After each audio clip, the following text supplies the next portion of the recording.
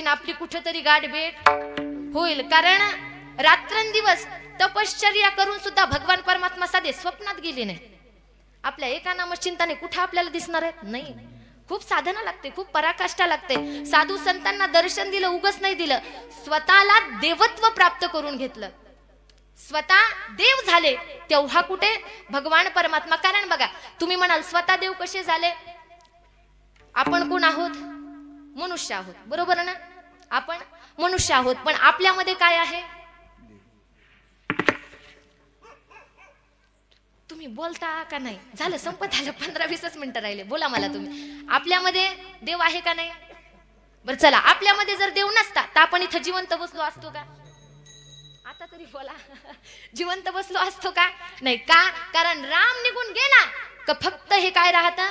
जोपर्यंत राम आहे तोपर्यंत लोक म्हणतात अरे एवढाच सुंदर माणूस आहे, एवढा सुंदर माणूस आहे. ज्यावेळेस राम निघून गेला, तुम्हाला येऊस तर सुद्धा ठुत नाहीत म्हणते. कुठपर्यंत गाडी आली?